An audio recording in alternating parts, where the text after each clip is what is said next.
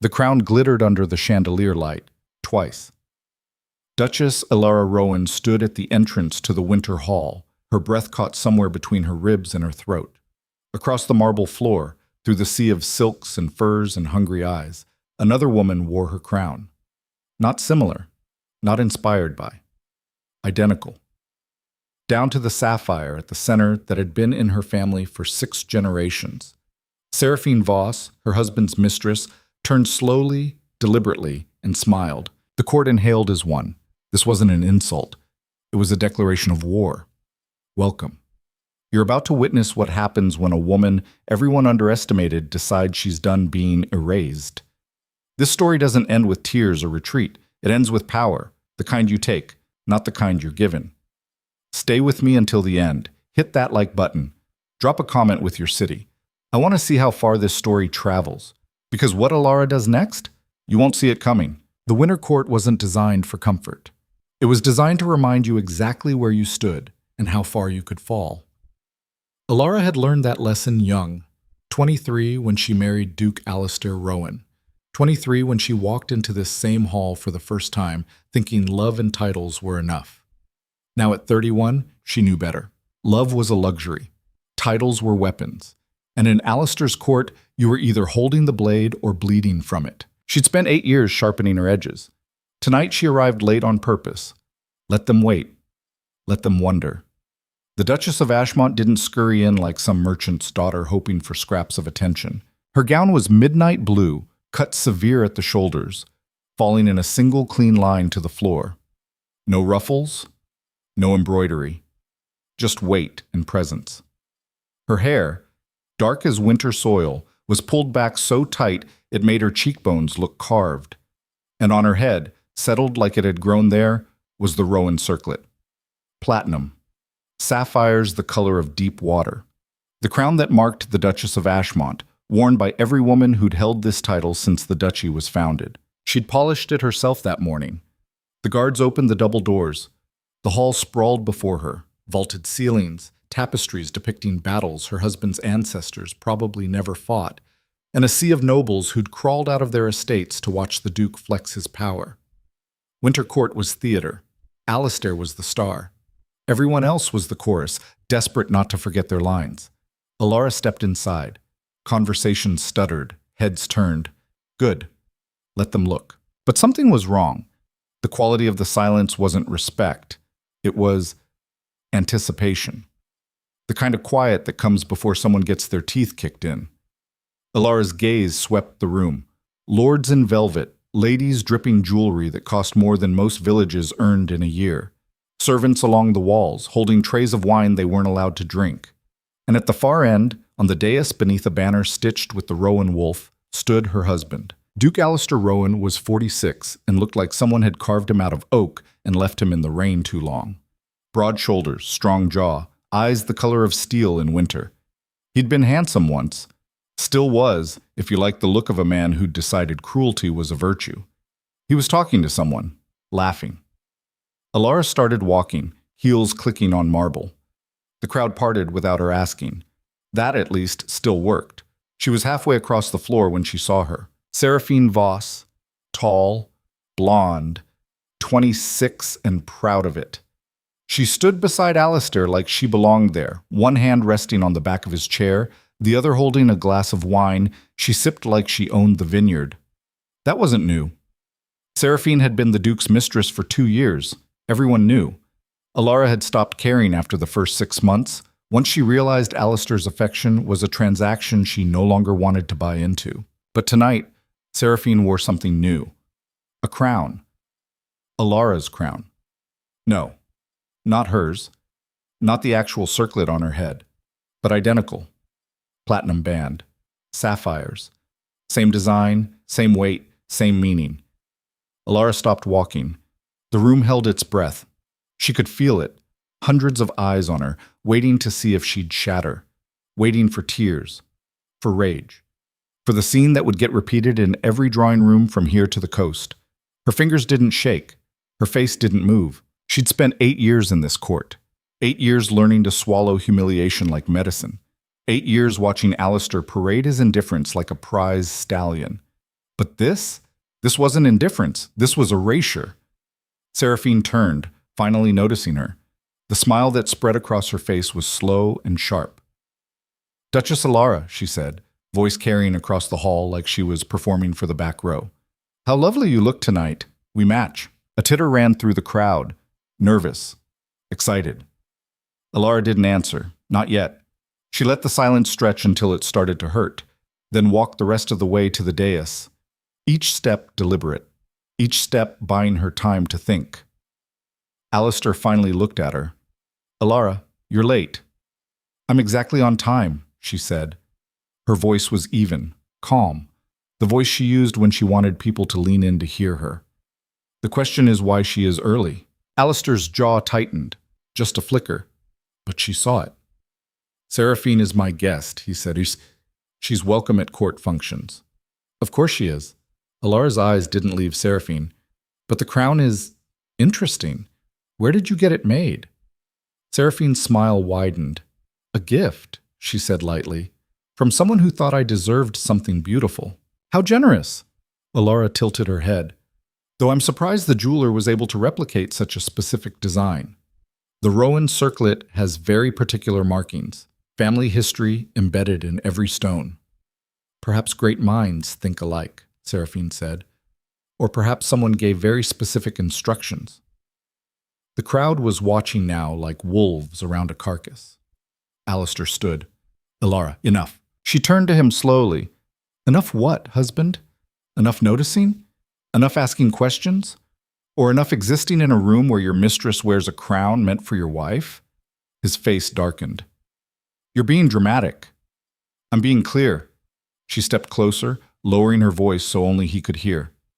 You've humiliated me before. I've allowed it. But this? She gestured to Seraphine. This isn't humiliation. This is replacement, and I won't stand quiet while you pretend it's anything else. Alistair leaned in, his breath hot against her ear. Then don't stand here at all. For one heartbeat, she considered it, walking out, letting him have his little theater, letting Seraphine preen in her borrowed crown. But she'd tried quiet dignity before. It got her exactly nothing. Alara pulled back, straightened her spine, and turned to face the room. Lords and ladies of the Winter Court, she said, voice ringing clear. I thank you for your attendance tonight. It's always enlightening to see who values tradition and who believes it can be bought. Gasps, whispers. Alistair's hand shot out to grab her arm, but she stepped smoothly out of reach. Enjoy the evening, she said, and walked, not toward the exit, toward the center of the hall where the oldest families stood. Lord Calith, Lady Marin, Duke Varen, who controlled the southern ports and half the trade routes in the kingdom. People who remembered when rules meant something. She stopped in front of Lady Marin, a woman in her 70s who'd outlived 3 husbands and ruled her estate with a fist so iron they wrote songs about it. Lady Marin, Alara said quietly, a word, if you'll permit me. The old woman's eyes glittered. Speak, girl. The Rowan circlet, Alara said. It's a duchy crown, legally bound to the title of Duchess of Ashmont. Yes? Marin's mouth twitched. It is. And wearing it without that title, what would that be called? Theft, Marin said, or treason, depending on intent.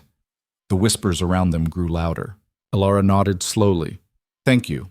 She turned, catching the eye of Lord Calith next. And if someone were to commission a replica of that crown, knowing its significance, what would you call that? Calith, a man built like a bear and twice as smart, folded his arms. I'd call it a declaration, he said, one that requires a response. Interesting. Alara's gaze swept the room. Nobles were leaning in now, conversations dying. She had their attention. Not because she was the Duchess, because she was asking the questions no one else had the spine to voice. Behind her, Alistair's voice cut through the murmurs. Alara, return to the dais. Now. She didn't turn. Why? So you can parade us both like matching dogs? So the court can laugh while you decide which woman deserves a seat at your table? You're embarrassing yourself. No. She turned now, meeting his eyes across the marble. I'm done being embarrassed for you. Alistair descended the dais steps, his boots heavy. When he reached her, his voice was low and dangerous. You will not make a scene. I'm not making a scene, Alara said. I'm invoking my rights. His eyes narrowed. What rights? She'd spent the walk across the hall thinking, calculating. She'd married into this court, but she'd also studied it. Every law, every tradition, every dusty clause that men like Alistair assumed no one would ever use. Alara raised her voice again. I invoke the right of sovereign claim. Silence. Absolute. Crushing. Silence.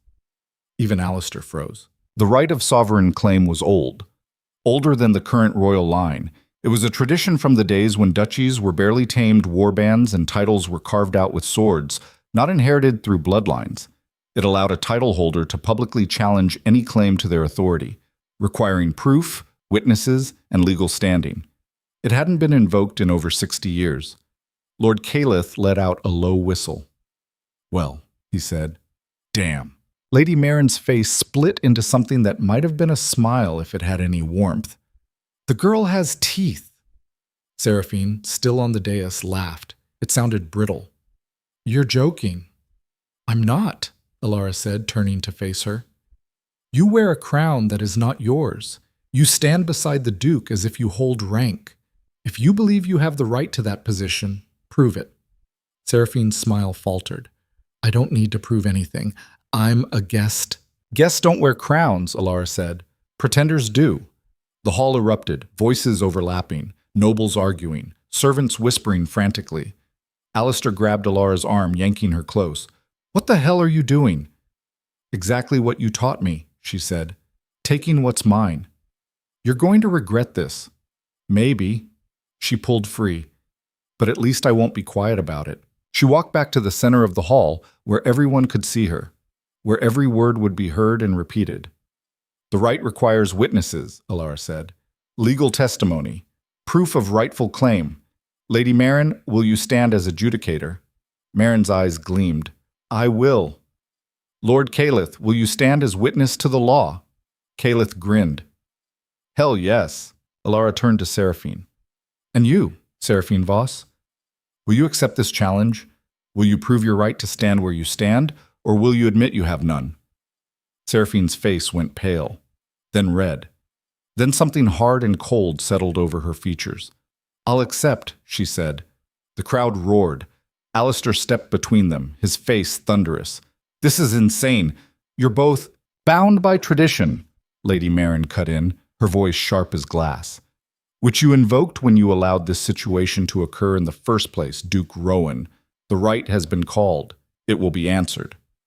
Alistair looked like he wanted to strangle someone, possibly everyone. But the law was the law. And in a court built on tradition, breaking it now would cost him more than letting this play out. Fine, he bit out.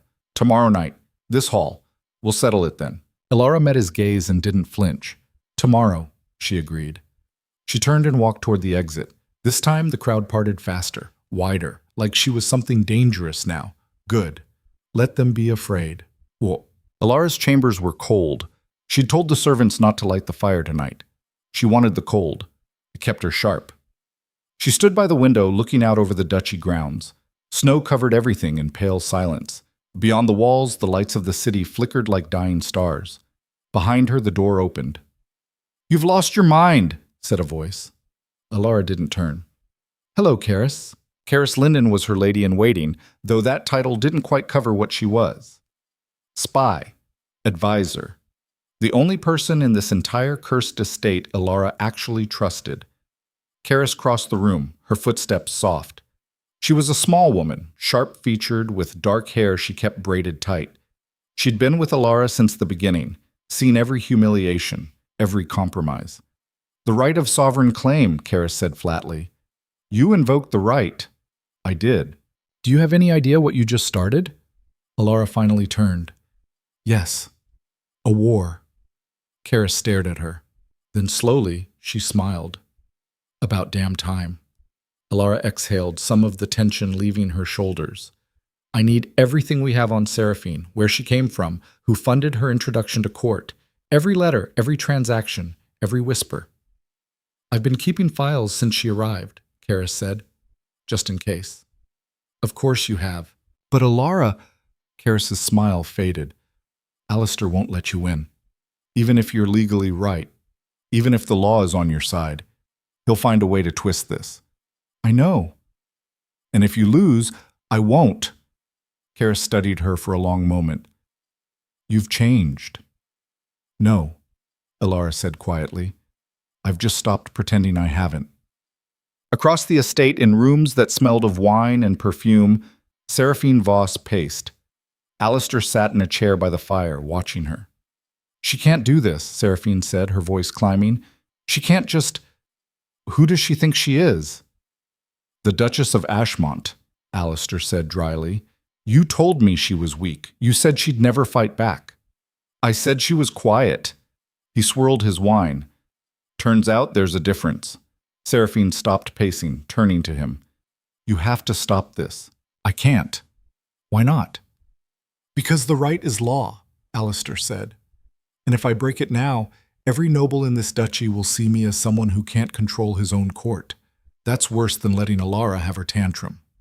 Tantrum? Seraphine's voice went shrill. She called me a pretender. You are a pretender, Alistair said. That's the point. Seraphine's face went white. Alistair stood, crossing to her. He took her face in his hands, tilting it up. Listen to me. Tomorrow night, you'll stand in that hall and you'll say whatever needs to be said. You'll charm them. You'll perform. And when it's done, Elara will crawl back to whatever hole she's been hiding in for the last 8 years. And if she doesn't? Alistair's smile didn't reach his eyes. Then we remind her what happens to women who forget their place. Elara didn't sleep that night. She sat at her desk, surrounded by papers, letters, contracts, the bones of the duchy's legal structure laid bare. Karis had brought everything.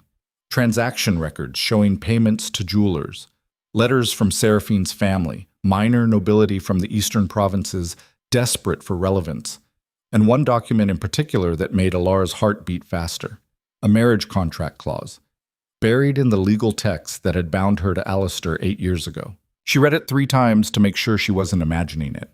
The title of Duchess of Ashmont, and all symbols thereof, are bound exclusively to the legal spouse of the Duke.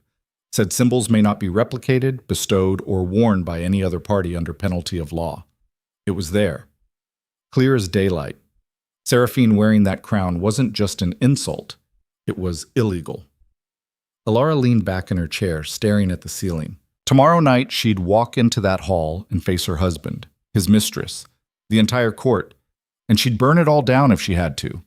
But she wouldn't be the one left in the ashes. Dawn came gray and merciless. Elara woke, slumped over her desk, neck aching, a page of legal text stuck to her cheek. She peeled it off, blinking at the pale light filtering through the window. The contract was still there, the clause still real.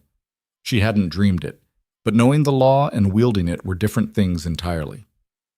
Karis entered without knocking, carrying a tray with tea and bread. You look like death. Thank you, Elara said, her voice rough. That's exactly the image I'm going for. The court's already awake. Rumors everywhere. Karis set the tray down. Half of them think you've gone mad. The other half think you're brilliant. No one's sure which yet. Good. Uncertainty works in my favor. Elara reached for the tea, letting the heat burn her palms. What about Alistair? Locked in his study with his advisors since sunrise. They're scrambling. And Seraphine? Karis's mouth curved. Throwing things, last I heard. Broke a mirror. Superstitious of her. Or smart. Karis pulled up a chair. Elara, I have to ask, do you actually have a plan, or are you just setting fires and hoping the smoke covers your escape? Elara took a sip of tea. Bitter. She hadn't added honey. Both. That's not reassuring. It's not meant to be. Elara set the cup down. The right requires proof of rightful claim. I have the marriage contract. I have duchy law. What I don't have is control of the room. Alistair does. So you need to take it from him. Exactly. Elara stood, ignoring the protest in her spine. Which means I can't just present evidence and wait for someone to agree with me. I need witnesses who'll speak before Alistair can silence them. I need the court to see Seraphine's claim for what it is, a performance with no foundation. Karis leaned back. You're going to force her to defend herself publicly? I'm going to make her admit she has nothing to defend. And if Alistair intervenes? Elara's smile was thin. Then I remind the court exactly what their duke values more, the law that gives him power, or the woman warming his bed. Karis was quiet for a moment, then she stood. I'll find your witnesses. But Alara, once you do this, there's no taking it back. Alistair won't forgive it. He won't forget it. I don't want his forgiveness, Alara said. I want his respect. And if I can't have that, I'll settle for his fear. By midday, the estate was a hive of whispers. Servants moved through halls with their heads down, pretending not to hear the conversations bleeding through doorways. Nobles who'd planned to leave after the winter court gathering suddenly extended their stays, unwilling to miss whatever bloodbath was coming. Alara spent the morning in the duchy's records chamber, a cold, dusty room in the east wing where legal documents went to die. She pulled contracts, land grants, marriage records, anything that might reinforce her position. The duchy chronicler, a wizened man named Osric, who'd served 3 dukes before Alistair, watched her with interest. Looking for something specific, Your Grace? He asked. Everything, Alara said, not looking up from a ledger. Every precedent, every invocation of the right in duchy history. Osric's eyebrows climbed. That'll take hours. Then I'd better keep reading. He shuffled closer, peering at the page she'd opened. The last right invoked was 63 years ago. Duchess Morrigan challenged her husband's brother over succession rights. Who won? She did. The brother was exiled. Osric's voice dropped. The Duke divorced her 6 months later. Alara's hand stilled. I see. Legal victory doesn't always mean personal survival, Your Grace. She looked up at him. His face was lined with decades of watching power shift, watching people rise and fall. Did Duchess Morrigan regret it? Osric smiled faintly. She lived another 30 years in a villa on the southern coast, wrote poetry, raised horses. From what I heard, she was quite happy. Then she won twice, Alara said, and went back to reading. Across the estate, Seraphine sat in front of a mirror being pieced back together by her maid. Her eyes were red-rimmed, makeup smeared from the night before. I won't let her humiliate me, Seraphine said, her voice shaking. I won't. The maid said nothing, just kept brushing her hair in long, mechanical strokes.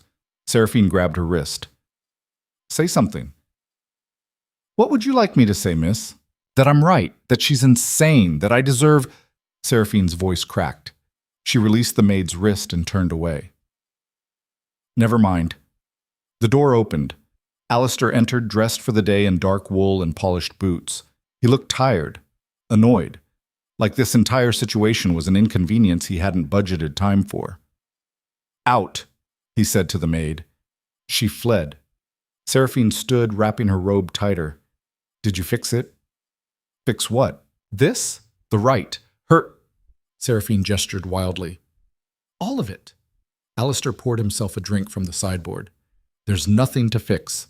You're going to go into that hall tonight, stand beside me, and let the court see exactly who belongs there. And if Alara has proof, if she has a contract, Alistair said. A piece of paper. I have the loyalty of every major house in this duchy. They won't side with her. Seraphine's laugh was bitter. You didn't see her last night. She wasn't scared. She should have been scared. Alara's always been good at pretending. Alistair drained his glass. It's why I married her. She plays the role, smiles when she's supposed to, keeps quiet when it matters. She didn't keep quiet last night, because I let her have her moment, Alistair said. Tonight, I'll take it back. Seraphine crossed to him, placing a hand on his chest. Promise me. He looked down at her. For a moment, something almost soft crossed his face. Then it hardened. Get dressed. Wear something that makes you look untouchable. What about the crown? Alistair paused. Leave it. But, he repeated and walked out. Seraphine stood alone in the middle of the room, her reflection fractured in the broken mirror across from her. By evening, the winter hall was packed tighter than it had been the night before. Word had spread beyond the estate. Minor nobles from neighboring territories had ridden through snow to witness the rite. Merchants who'd bought their way into low titles crowded the back. Even the servants had found reasons to linger near doorways. Alara arrived early. She wanted to watch them come in, wanted to see who stood where, who whispered to whom. Information was currency here, and she was collecting debts. Lady Marin entered first, leaning on a cane but walking like she could still crack skulls with it. She took her position at the center of the hall, adjudicator, as she'd agreed. Lord Calith followed, positioning himself to her left. Witness to the law. Others filed in.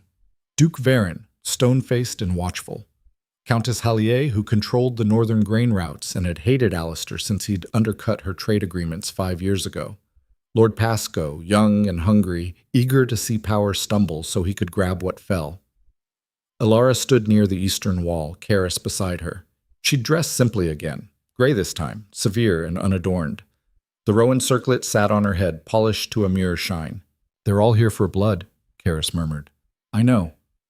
Whose blood doesn't matter to them?" "I know that too."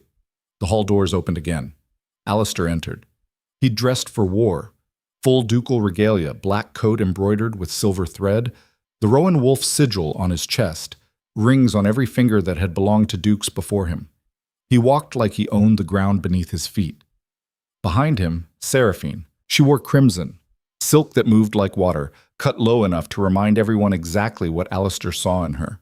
Her hair was piled high, woven through with gold thread. She looked like a queen, but she wasn't wearing the crown. Alara noticed. So did the crowd. Whispers started immediately. Alistair took his place on the dais. Seraphine stood beside him, chin lifted, but her hands were clasped too tight in front of her. Lady Marin thumped her cane on the floor. The hall fell silent. "The right of sovereign claim has been invoked," Marin said, her voice carrying like iron bells. "Duchess Alara Rowan challenges the presence and position of Seraphine Voss. Both parties will present their claim. Both will be heard. The law will decide." Alistair stepped forward. "This is unnecessary. Seraphine Voss is my guest. She holds no official title. She makes no claim to duchy authority. This entire proceeding is—" "She wore a crown," Alara said, stepping into the center of the hall. Her voice cut through his like a blade. "A crown identical to the one I wear. The crown that marks the Duchess of Ashmont, in front of this entire court." "A piece of jewelry," Alistair said dismissively. "Nothing more." "Then why commission an exact replica?" Alara turned to the crowd. "Why spend the gold? Why choose that specific design? If it's just jewelry, why not wear emeralds? Why not rubies? Why copy the one symbol that carries legal weight in this duchy?" Murmurs spread. Nobles leaned toward each other. Seraphine's voice rang out. "It was a gift. I didn't ask for it." "From whom?" Alara asked. Seraphine hesitated. "A jeweler in the capital." "Name?" "I don't remember." "You don't remember who gave you a crown?" "It was months ago, so you've had it for months," Alara said. "And you chose to wear it last night, to the winter court, where every noble in the duchy would see it." Seraphine's face flushed. "I thought it was beautiful." "I'm sure you did." Alara turned to Lady Marin. "I have documentation, a clause in my marriage contract that explicitly forbids replication of duchy symbols. The Rowan circlet is protected by law." Marin nodded. "Present it." Karis stepped forward, handing Marin a scroll. The old woman unrolled it, reading slowly. Her mouth twitched. "This is clear," Marin said. "The symbols of the Duchess of Ashmont are legally protected. Replication without authority is prohibited." Alistair's jaw clenched. "The contract protects the title, not the woman. Alara is Duchess. The law applies to her position, not her pride." "Exactly," Alara said. "Which means anyone wearing that crown without holding the title is breaking the law. Sir, Seraphine Voss is not the Duchess of Ashmont. She has no right to that symbol." "She's not wearing it now," Alistair said, "because she knows she was wrong." Seraphine stepped forward, her voice rising. "I didn't know. No one told me it was illegal." "Ignorance isn't innocence," Alara said. "And you're not ignorant. You knew exactly what that crown meant. You wore it to send a message." "What message?" Seraphine demanded. Alara met her eyes. "That you're replacing me." The hall erupted, voices overlapping, nobles shouting over each other. Lady Marin slammed her cane down 3 times. "Silence!" The noise died, but the energy didn't. It crackled in the air like lightning before a storm. Marin turned to Alistair. "Duke Rowan, did you commission the crown?" Alistair's face was stone. "I did not." "Did you give permission for it to be worn?" I didn't forbid it. That's not an answer. Alistair's eyes went cold. I am the Duke of Ashmont. I don't need to justify my household to anyone. You do when the law is invoked, Lord Calith said. That's the point of the right. Alistair turned on him. Stay out of this, Calith. Can't, Calith said with a grin. I'm a witness. It's my job to stay in it. Laughter rippled through the crowd. Nervous. Excited. Alistair's hands curled into fists. Elara pressed forward. The law is clear. Seraphine wore a crown she had no right to. Whether she commissioned it or it was gifted, whether you approved or simply allowed it, the result is the same. She presented herself as something she's not. In a court built on titles and hierarchy, that's not just inappropriate. It's destabilizing.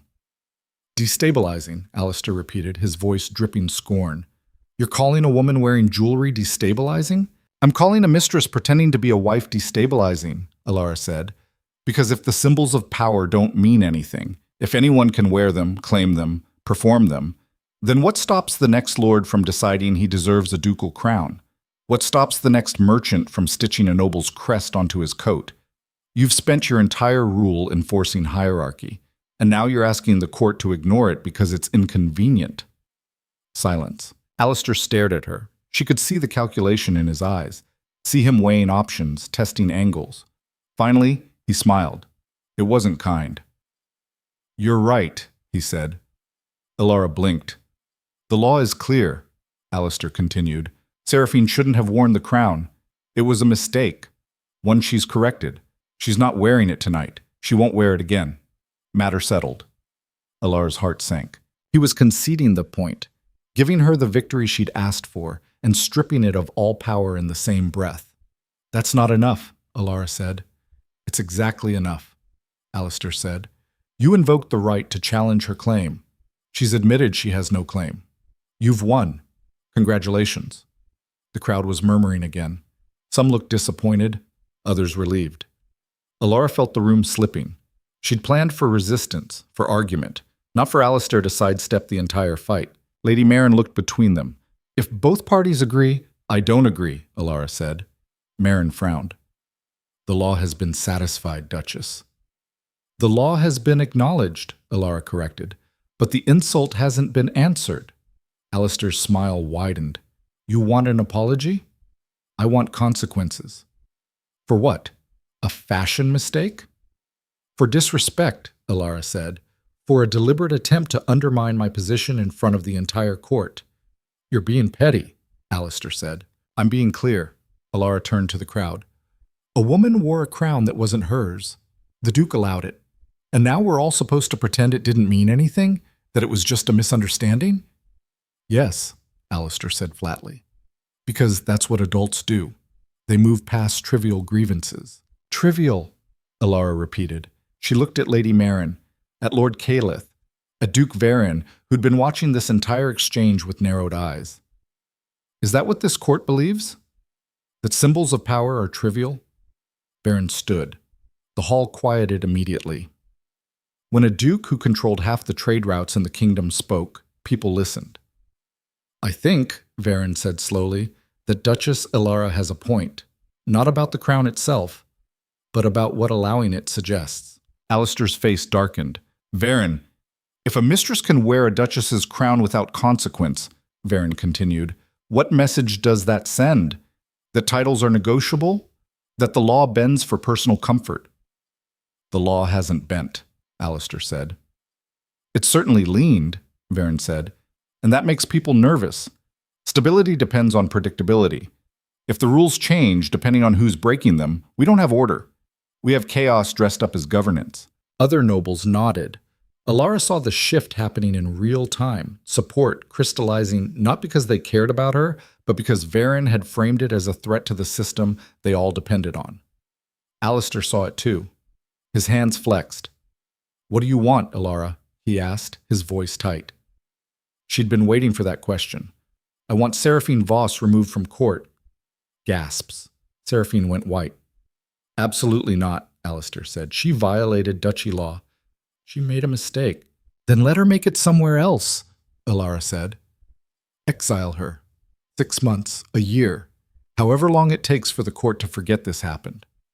You can't exile a guest, Alistair said. I can demand it as restitution for legal violation, Elara said. That's part of the right. Lady Marin's cane thumped. She's correct. If the right proves wrongdoing, the injured party can demand recompense. This is insane, Seraphine said, her voice breaking. Alistair, you can't let her— Quiet, Alistair snapped. Seraphine flinched. Alistair turned back to Elara. You're doing this to hurt me. I'm doing this to protect my position, Elara said. If you'd rather I didn't have to, you shouldn't have put me in a situation where I needed to fight for it. They stared at each other across the hall. Two people who'd shared a life, a title, a bed, now standing on opposite sides of a chasm neither could cross. 1 month, Alistair said finally. 6. 3. 5. 4, Alistair bit out. Final offer. Elara nodded. 4 months. She leaves tomorrow. Seraphine made a sound like she'd been struck. You bastard, she whispered, though it wasn't clear who she was talking to. Alistair's face was carved from ice. Agreed. Lady Marin thumped her cane. The right is concluded. Duchess Elara's claim is upheld. Seraphine Voss will leave court for a period of 4 months. Duke Rowan will ensure compliance. The crowd erupted in noise, half of them rushing toward Elara, half toward Alistair. Elara didn't wait. She turned and walked toward the exit, Karis falling in beside her. You just exiled the Duke's mistress, Karis said quietly. I know. He's going to retaliate. I know that too. They stepped out into the cold night air. Snow was falling again, soft and silent. Elara tilted her face up, letting the flakes melt on her skin. Behind her, through the still open doors, she heard Seraphine crying, heard Alistair's voice, low and furious, though she couldn't make out the words. Do you regret it? Karis asked. Elara lowered her gaze. Ask me in 4 months. They walked back toward her chambers, footsteps crunching in fresh snow. Inside the hall, Alistair watched them go, watched his wife disappear into the dark. Seraphine grabbed his arm. You're going to let her walk away? For now, Alistair said. For now? He pulled free of her grip. Go pack. Alistair, I said pack. His voice was flat, empty. You leave at dawn. Seraphine's face crumpled. I thought you thought wrong, Alistair said, and left her standing in the hall, surrounded by nobles who couldn't quite hide their satisfaction. She'd been a scandal. Now she was a cautionary tale, and in this court that was a fate worse than exile. Seraphine left at dawn. No ceremony, no farewell from the Duke, just a carriage packed with trunks and a maid who looked like she'd rather be anywhere else. Elara watched from her window as the horses pulled away, hooves muffled by snow. She didn't feel triumphant. She felt tired. You should sleep, Karis said from the doorway. I will. Later. You said that yesterday. And I meant it yesterday too. Elara turned from the window. What's the temperature in the court? Karis stepped inside, closing the door behind her. Mixed. The older houses respect what you did, standing on law, invoking tradition. They like that. The younger ones think you overplayed your hand. And Alistair's inner circle? Furious, Karis said bluntly. You made him choose between his mistress and his authority. He'll never forgive that. Good. I don't want his forgiveness. I want him to think twice before humiliating me again. Karis crossed her arms. You know this isn't over. I know. He's not going to sulk in his study and accept defeat. He's going to hit back, hard. Elara moved to her desk, where documents from the right still lay scattered. Let him try. I've got the law on my side now. He can't touch me without exposing himself. Law only works when people enforce it, Karis said quietly. And Alistair controls the guards, the advisors, the purse strings. You won a battle in front of witnesses, but the war, that happens in shadows. Elara's hand stilled on the papers. What are you hearing? Whispers. Servants talking about locked doors, late-night meetings, lords, coming and going from the Duke's wing at odd hours. Karis paused. He's planning something. Of course he is, Elara straightened. Then we plan faster. What exactly are we planning? Elara looked at her friend, The only person in this entire rotting court she could trust. Insurance. Alistair hadn't slept either. He stood in his private study, staring at a map of the duchy spread across his desk. Pins marked holdings, territories, alliances. Everything he controlled. Everything he'd spent 20 years building, and his wife had just carved a piece out of it in front of everyone. Lord Brennick sat across from him, a heavy-set man with a beard that looked like it housed small animals. He was Alistair's master of coin, ruthless with numbers, loyal because the Duke paid better than anyone else. "The houses are restless," Brennick said. Varen's support of the Duchess was unexpected. "Varen's a pragmatist," Alistair said. "He doesn't care about Alara. He cares about stability, and she convinced him I was the unstable one." "Were you?" Alistair's head snapped up. Brennick didn't flinch. "I'm asking what everyone's thinking. You let your mistress wear a crown. You didn't anticipate the Duchess would invoke the right. You backed down publicly. These aren't small mistakes." "I didn't back down. You exiled Seraphine to satisfy Alara's demand," Brennick said. "That's backing down. The court saw it. Your allies saw it. And now they're wondering if the Duke has gone soft." Alistair's jaw clenched so hard his teeth ached. "What would you have done?" "Prevented it from happening in the first place," Brennick said flatly. "But since we're past that, you need to reassert control, publicly, brutally. Make it clear that Alara's victory was temporary and meaningless." "I can't touch her directly, not after the right." "Then don't touch her directly." Brennick leaned forward. "Cut her support. Isolate her. Make the court see that backing the Duchess is a losing bet." "How?" Brennick smiled. It wasn't pleasant. Money, fear, the usual tools. 3 days after Seraphine's exile, the first crack appeared. Alara's household budget was cut by half. Karis brought her the notice, a single page sealed with the Duke's sigil. Alara read it twice, her face carefully neutral. "He's strangling your resources," Karis said. "No coin for staff wages, no funds for estate upkeep. He's making it impossible for you to maintain your position." "Legally? Technically, yes. As Duke, he controls the duchy purse. He's within his rights to allocate funds as he sees fit. But cutting his wife's household looks petty, cruel, and absolutely legal." Karis threw up her hands. "That's the brilliance of it. He's punishing you in a way you can't challenge without looking greedy." Alara set the notice down. "How long can we operate on current funds?" 2 weeks, maybe 3 if we let half the staff go." "Don't! I'm not punishing servants for my fight." Alara stood, pacing. "There has to be another revenue source." "There is. Your family's estate." Alara stopped. "No." "Alara, I said no." Her voice was sharp. "I haven't spoken to my father in 8 years. I'm not crawling back now." "You don't have to crawl. You're still his daughter. The estate generates income. You're entitled to a share." "Entitled and welcome are different things." Alara turned away. "Find another option." Karis sighed. "There isn't one. Not unless you want to sell your own jewelry or dismiss your entire household." Alara pressed her palms against the cold window glass. Outside, snow continued to fall. It had been falling for days. The world was disappearing under white. "Fine," she said quietly. "Send a letter. See if he'll even respond." He didn't. 4 days passed. No reply. No acknowledgement. Just silence. Alara tried not to care. She'd expected it. Her father, Lord Cedric Ashton, was a proud man who'd opposed her marriage to Alistair from the start, called it a mistake, said she was trading family for title, stability for ambition. He'd been right. But being right didn't mean he'd forgiven her for not listening. Meanwhile, the effects of Alistair's budget cut spread. Servants began whispering about unpaid wages. Suppliers refused credit. Even small things, candles, firewood, kitchen stores, started running low. Alara watched her household crack under financial pressure and felt rage build like a slow-burning fever. Karis found her in the library one afternoon, staring at account books that refused to balance. "There's talk in the court," Karis said. "There's always talk. This is different. Some of the nobles who supported you during the right are pulling back, quietly, redirecting alliances. Alara looked up. Who?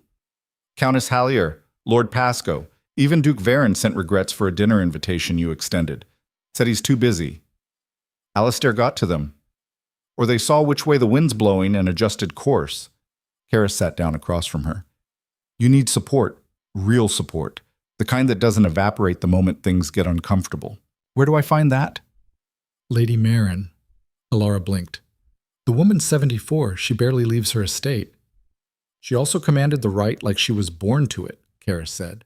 And she has no love for your husband. He tried to claim water rights on her northern border 5 years ago. She buried him in legal documents until he gave up. So she's vengeful. She's powerful, and she likes you. She likes that I made Alistair squirm. Same thing in this court. Karis leaned forward. Ask for her help. Officially. Make it a formal alliance. She'll want something in return. Of course she will, but at least you'll be negotiating from a position that isn't slowly collapsing. Alara closed the account book. Karis was right.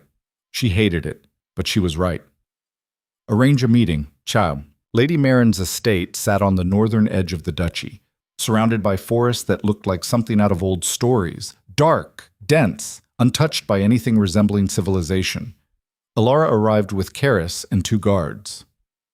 Alistair couldn't strip away without raising questions. The old woman's steward met them at the gate, a gaunt man who looked like he'd been carved from the same oak as the surrounding trees. Her ladyship is expecting you, he said, and led them inside. The estate was smaller than Ashmont, but felt larger somehow. Every room full of history, every wall covered in portraits of Marins going back centuries. The old woman waited in a sitting room that smelled of wood smoke and lavender. Duchess, Marin said without standing, you look like hell. Alara smiled despite herself. Thank you for seeing me. I didn't do it out of kindness. I did it because watching you tear into your husband was the most entertainment I've had in a decade. Marin gestured to a chair. Sit. Tell me what you need.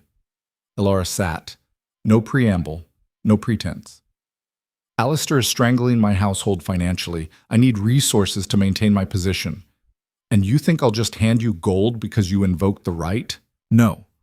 I think you'll invest in someone who just proved she knows how to use duchy law as a weapon. Because if Alistair can cut my funding without consequence, what stops him from doing it to anyone else who challenges him? Marin's eyes gleamed. Go on.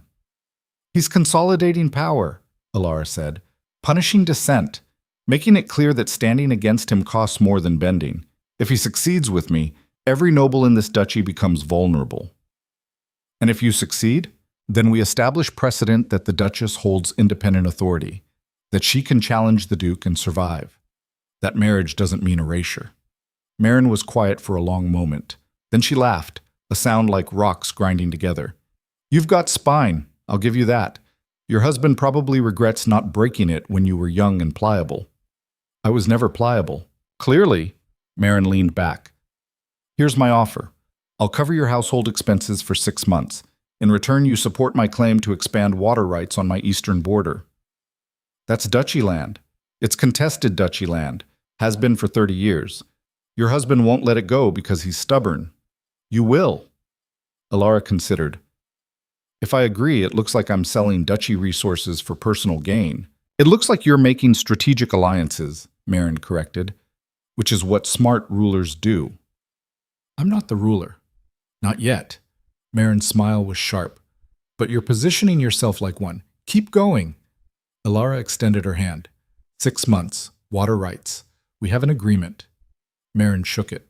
Her grip was iron. Okay. When Alara returned to Ashmont, she found the estate in chaos. Guards at the gates. Servants running. Karis met her in the courtyard, face pale. What happened? Alara demanded. Alistair happened. Karis grabbed her arm. He's in your chambers, with witnesses. Alara's blood went cold. Doing what? Inventory. He's claiming you've mismanaged duchy property. Says he's here to ensure nothing's been stolen or sold without authorization. He can, as Duke. He's within his rights to audit household management. Alara shoved past her, running up the stairs. Her chambers were at the end of the east wing, rooms she'd occupied for 8 years, the only space in this entire estate that felt remotely like hers. The doors stood open.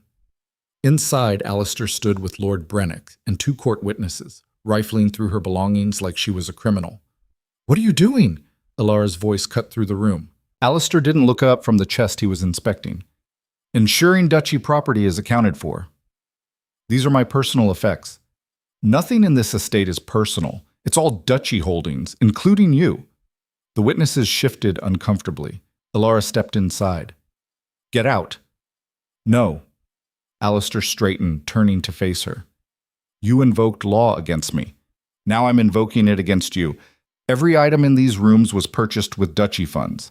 That makes them subject to audit. This is retaliation. This is governance." He gestured to Brennick. "Catalog everything. Jewelry, clothing, books. I want a full accounting." "You can't." "I already am." Alistair walked past her toward the door. "And Alara, if anything's missing, you'll answer for it." He left. The witnesses followed.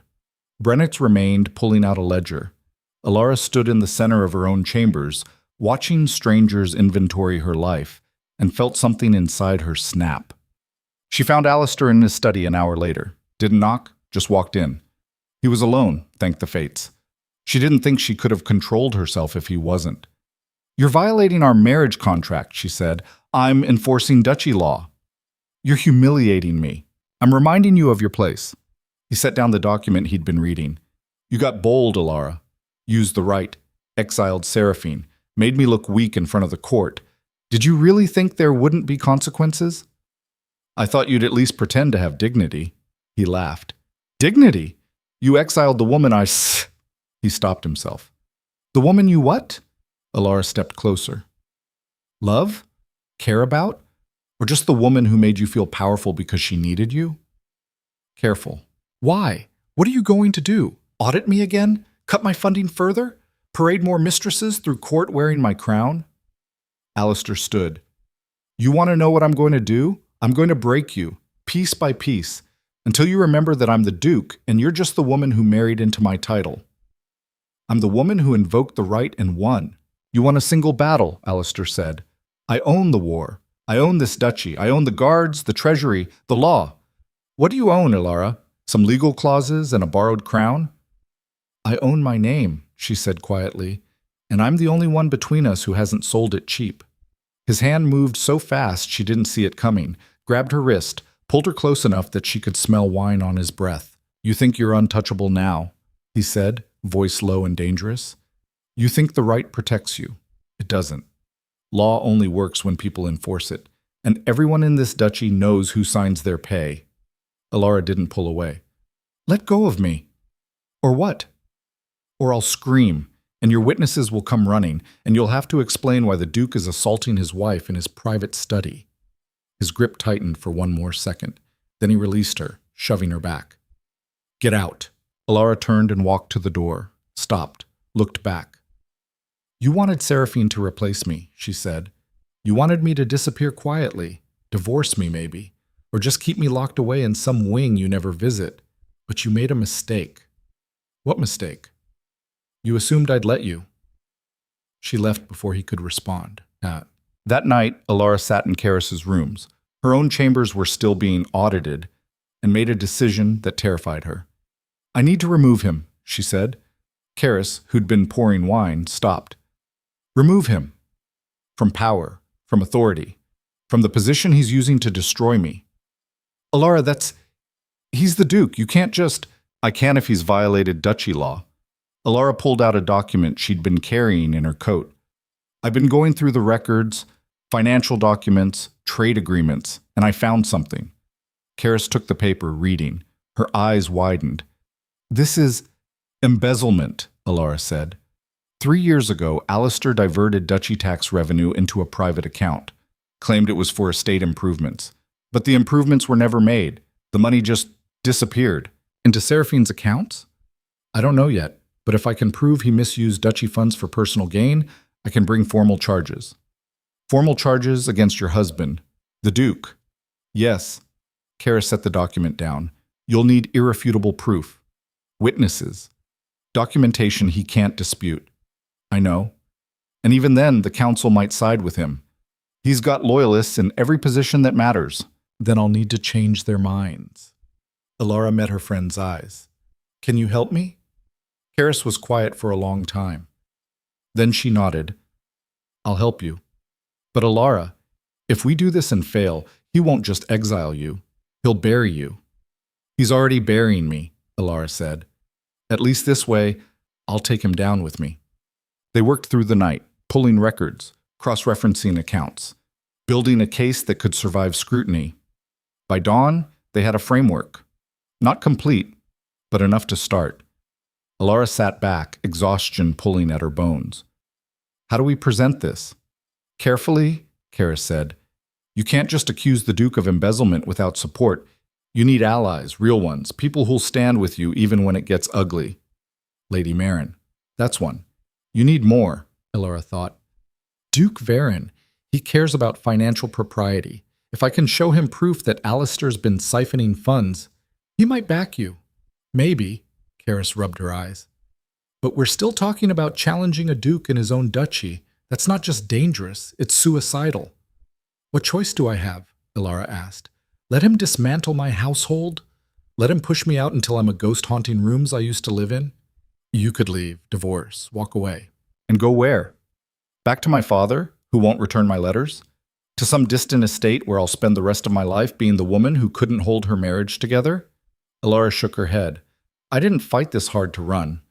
Karis smiled faintly. You're insane. Probably. I'm still helping you. I know.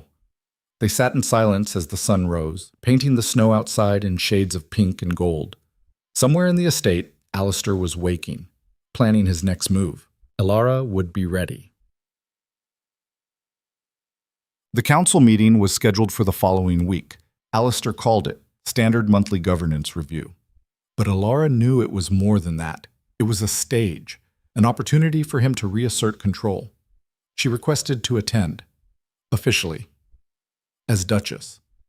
Alistair couldn't refuse without looking tyrannical, so she walked into that council chamber, a room she'd never been allowed in before, wearing the Rowan circlet and carrying a leather folder stuffed with evidence. 12 council members sat around the table, lords and ladies who controlled various aspects of duchy operations.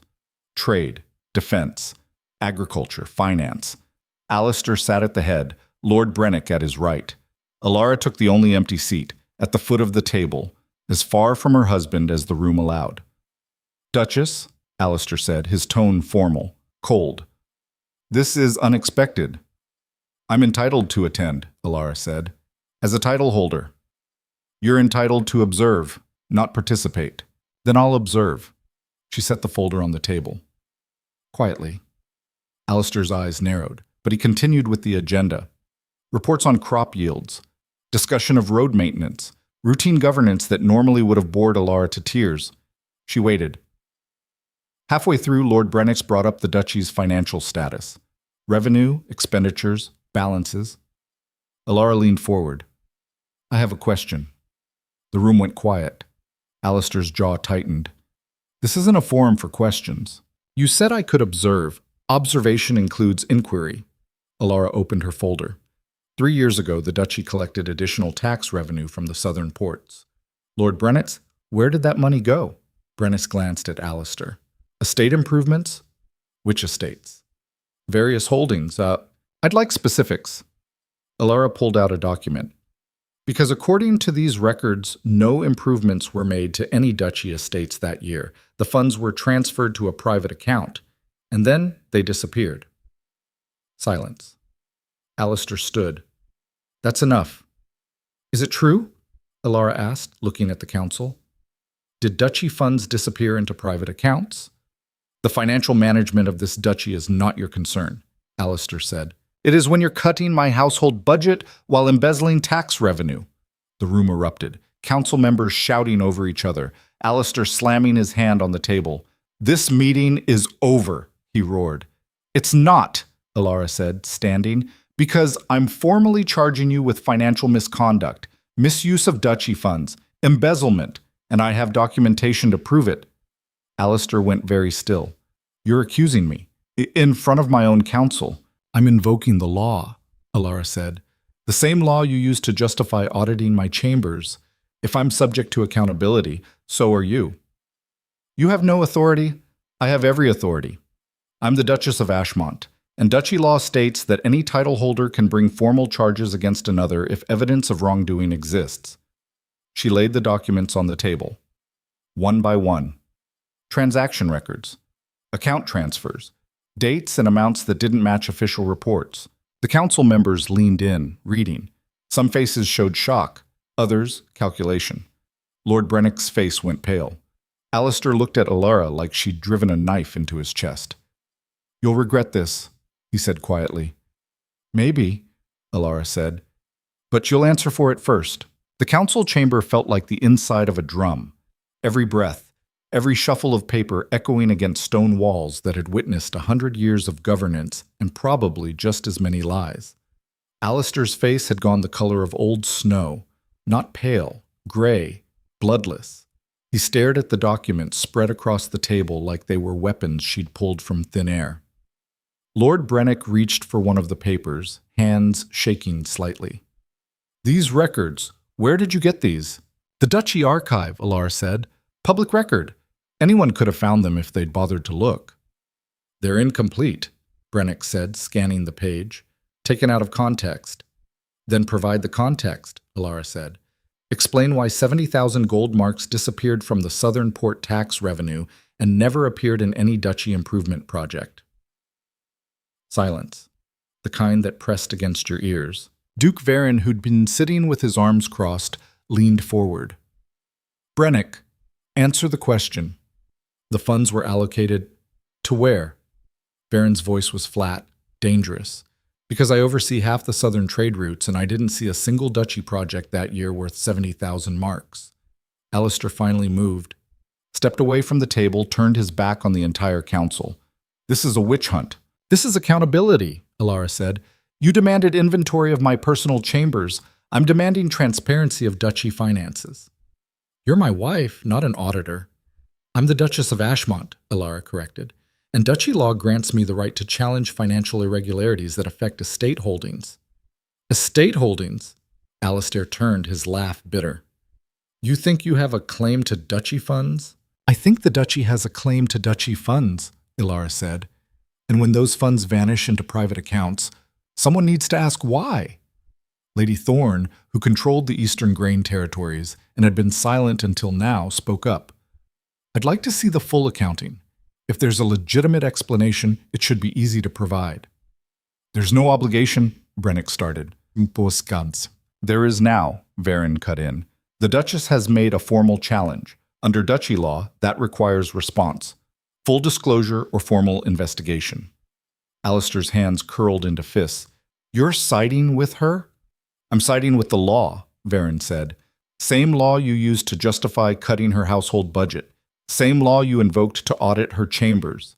If it applies to the Duchess, it applies to the Duke. The other council members were watching now, some with interest, some with calculation, all of them doing the same mental arithmetic, whose side to be on when the dust settled. Alara kept her face neutral, but her heart was hammering. She'd gambled everything on this moment, on the hope that duchy law mattered more than personal loyalty, that these nobles cared about the system that protected them more than they cared about protecting Alistair. Lord Calith cleared his throat. Motion to suspend regular proceedings pending financial review. Seconded, Lady Thorne said immediately. Alistair's jaw worked. You can't be serious. 7 council members need to vote in favor, Varin said. Who supports the motion? Hands went up, slowly at first, then faster. Calith, Thorne, Varin. 3 others whose names Alara barely knew, but whose support she'd take. 7 hands, exactly the number needed. Alistair looked around the table like he was seeing his council for the first time. You're really doing this. We're following procedure, Varin said. You taught us that, Duke Rowan. Rules matter. Law matters. Now prove you believe it. Alistair's eyes found Alara's across the room. The hatred in them was so pure it almost felt clean. This isn't over, he said quietly. No, Alara agreed. It's not. He walked out. Didn't storm. Didn't slam doors. Just left. Brennick scrambling after him like a dog chasing its master. The council sat in stunned silence. Finally, Varin stood. We'll need independent auditors, Someone outside Ashmont. Someone Alistair can't influence. I know someone, Lady Thorne said. From the Eastern Territories. Former royal accountant. Retired now, but sharp as ever. Bring them, Varen said. And in the meantime, all duchy expenditures go through council approval. Not the Duke, not his master of coin, the council. Alara's hands were shaking under the table. She pressed them flat against her thighs. Thank you. Varen looked at her. Don't thank me yet. If those documents don't hold up under scrutiny, you've just declared war on your husband for nothing. They'll hold up. They'd better. He gathered his papers. Because if they don't, the council won't protect you. Hell, I won't protect you. Clear? Clear. The council filed out, leaving Alara alone in the chamber. She sat there for a long time, staring at the empty chairs, trying to process what had just happened. She'd done it, actually done it, challenged the Duke and his own council, and lived to tell about it. But Varen was right. This was just the beginning. Alistair wouldn't let this stand. He'd fight back, hard. The question was whether she could survive what came next. Karis found her 20 minutes later, still sitting in the chamber. You insane, brilliant, terrifying woman, Karis said, collapsing into the chair next to her. Do you have any idea what you just did? Started a fire I might not be able to put out. You backed the Duke into a corner in front of his own council. That's not starting a fire. That's setting off an explosion. Good. Alara stood, legs unsteady. Let him feel cornered. Let him panic. Maybe he'll make mistakes. Or maybe he'll come after you with everything he's got. Karis grabbed her arm. Alara, he left that chamber looking like a man who's decided murder is a viable option. He won't kill me. You sure about that? Alara pulled free. He needs me alive. If I die under suspicious circumstances, the council will investigate. Especially now. I'm protected by visibility. Until you're not. They walked back toward Alara's chambers. She'd reclaimed them after the audit, though they still felt violated somehow. As they turned the corner into the east wing, they nearly collided with a servant. Young girl, maybe 16, face red from crying. Your Grace, the girl stammered. I was told to give you this. She held out a folded note. Her hand was shaking so badly the paper rattled. Alara took it. Who told you? I don't know. Someone left it in the kitchen. Said to deliver it to you personally. Alara unfolded the note. Inside, in handwriting she didn't recognize. Your chambers, tonight, midnight, come alone or don't come at all. No signature. Karis read over her shoulder. Absolutely not. It might be important. It's a trap, Karis said flatly. Someone wants you isolated, vulnerable. Don't be stupid enough to walk into it. Alara looked at the servant girl. Who else knows about this? No one, Your Grace. I swear. Good. Keep it that way. Alara pressed a coin into her palm. And if anyone asks, you never saw me today. The girl nodded and fled. Karis turned to Alara. You're not actually considering this. I'm considering all options. The option where you don't walk into an obvious ambush, consider that one harder. What if it's someone who wants to help, someone who can't be seen supporting me publicly? Then they can find a less melodramatic way to communicate, Karis said. Midnight meetings in empty chambers. That's how people get stabbed, Alara. Or it's how I find out what Alistair's planning next. Karis grabbed her shoulders. Listen to me. You just humiliated the Duke in front of his entire council. He's furious, wounded, dangerous. This note could be from anyone, a supporter, an enemy, Alistair himself. You walk into those chambers alone and you might not walk out. Alara met her friend's eyes, saw genuine fear there, not for Karis's own safety, for Alara's. I'll bring guards, Alara said. The note said, come alone. I'll bring guards and position them outside, Alara said. Close enough to intervene, far enough to not spook whoever sent this. Karis's grip tightened. This is a bad idea. Probably. I'm coming with you. No. Alara? If this goes wrong, I need you alive to finish what I started, Alara said quietly. The evidence, the charges. Someone has to see it through. Karis's face crumpled. Don't talk like that. I'm being practical. You're being fatalistic. Karis released her. Fine. Bring guards. But I'm waiting in the corridor. If you're not out in 15 minutes, I'm coming in with every armed man I can find. Deal. Midnight came cold and quiet. Alara stood outside her own chambers, empty now, furniture covered with sheets.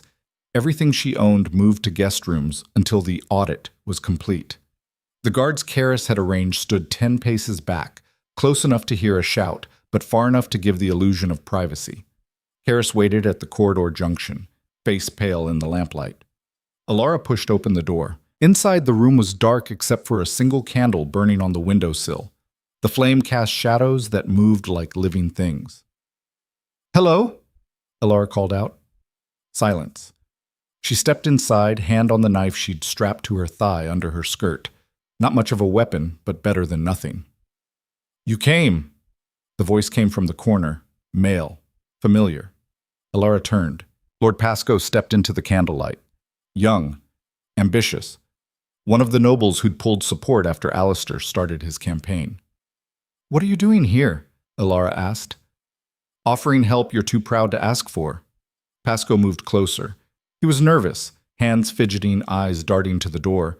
"The council meeting today. That was bold." "It was necessary. It was stupid," Pascoe said.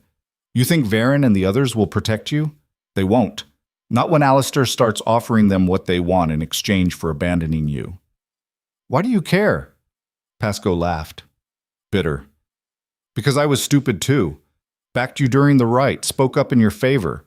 And Alistair made me pay for it. Cut trade agreements. Blocked my family's shipping routes. Turned half the Eastern Lords against me." "I'm sorry.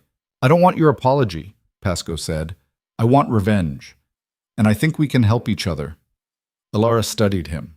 He was young, mid-20s maybe, handsome in the way rich young men often were, with good bones and better tailors, but there was something desperate in his eyes. "What are you offering?" she asked. "Information. Alistair's meeting with his inner circle tomorrow night, planning how to discredit your evidence, how to turn the council back to his side." "How do you know this?" "Because my cousin serves in his household. She hears things." Pascoe pulled out a folded paper. "Times, locations, names of everyone attending."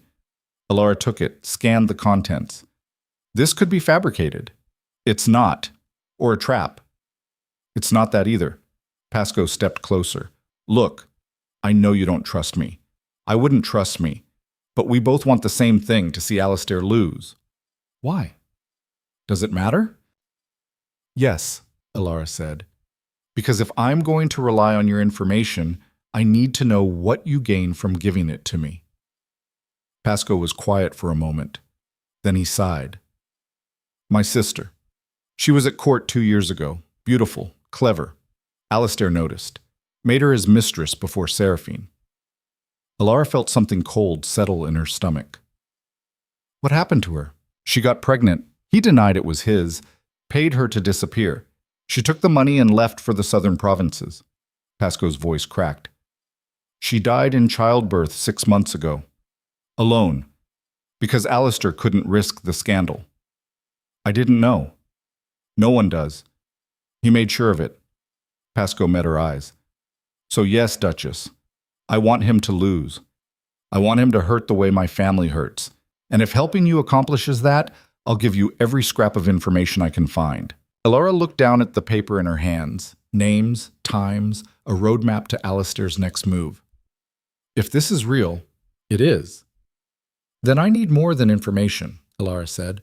"I need you to testify, publicly, about your sister, about what Alistair did." Pascoe went pale. "That would destroy my family's reputation. It would destroy his more." "I can't. My parents, they don't even know I'm here." "Then go," Alara said, holding out the paper. "Take this back. Forget this meeting happened. Live with the fact that your silence lets him do to other women what he did to your sister." Pascoe stared at the paper, at her. His hands were shaking. "I need time," he said finally. "You have until the investigation concludes," Alara said. "After that, whatever you decide won't matter. The opportunity will be gone." Pascoe took a shaky breath. "I'll think about it." "Don't think too long." He turned to leave, stopped at the door. "Duchess, be careful." Alistair's not just planning to discredit you. He's planning to break you. And he doesn't care who gets hurt in the process. I know. I don't think you do. Pascoe's voice was quiet. My sister knew. And she's dead. He left before Alara could respond. She stood alone in the dark chamber, paper clutched in her hand, and wondered how many other women Alistair had destroyed. How many more he'd destroy if she failed. Boom! The next evening, armed with Pascoe's information, Alara positioned herself outside the private study where Alistair's meeting was supposedly taking place. She wasn't alone. Karis had recruited 2 servants loyal to Alara, women who'd worked in the estate for years and had their own reasons to hate the Duke. They stood in an adjacent corridor, ready to witness whatever happened. The study door was thick oak. Voices bled through, muffled but audible if you pressed close enough. Alara pressed close. Can't let the investigation proceed. Alistair's voice, strained, angry. If they dig deep enough, they'll find more than the Southern Port funds. Then we stop them from digging. Brennick. Always Brennick. Discredit the Duchess. Make her look unstable, desperate. How? Another voice. Lord Corwin, maybe. One of Alistair's oldest allies. Rumors, Brennick said. Start small. She's been acting erratically, paranoid, making wild accusations. Build a narrative that she's unfit. The council won't buy it, Alistair said. Not after today. They will if we give them reason to doubt her, Brennick said. Plant evidence that she's been mismanaging her own household. Forge documents showing she's been embezzling funds herself. Silence. Then Alistair's voice, quieter. That could work. Alara's blood went cold. We'll need time, Brennick continued. The auditors arrive in 3 days. We have until then to build the case against her. And if it doesn't work, then we remove her, quietly, permanently. Alara stopped breathing. You're talking about killing her, Corwin said, voice low. I'm talking about protecting the duchy, Brennick said. She's become a threat. Threats get eliminated. She's the Duchess. She's a woman with a title, Alistair said. Titles can be revoked. Accidents can happen. Alara pulled back from the door, heart pounding so hard she could hear it in her skull. They were planning to kill her, not metaphorically, not politically, actually kill her. She turned to leave, nearly colliding with Karis. Did you? Karis started. Every word, Alara whispered. Get the witnesses, now. I need this documented. The 2 servants came forward, faces pale but determined. We heard it too, Your Grace. The Duke and his advisors discussing— I know what they were discussing, Alara said. You'll testify to it? They nodded. Good. Alara looked at Karis. We need to move fast. If they're planning to forge evidence against me, I need to secure my records. Everything. Account books, correspondence, anything they could twist. Already done, Karis said. Moved everything to Lady Marin's estate this afternoon. Even if they break into your chambers again, they'll find nothing. Alara could have kissed her. You're terrifying. I learned from the best, Karis grabbed her arm. But Alara, if they're talking about killing you, we need to get you out of here, tonight, before— No. Alara pulled free. Running makes me look guilty. Gives them exactly what they want. Staying makes you dead. Not if I use what I just heard. Alara's mind was racing. They admitted to planning forgery, to discussing murder. If I bring this to the council— It's your word against the Duke's, Karis said. Plus 2 servants whose testimony he'll destroy. You need more. Then I'll get more. Alara turned to the servants.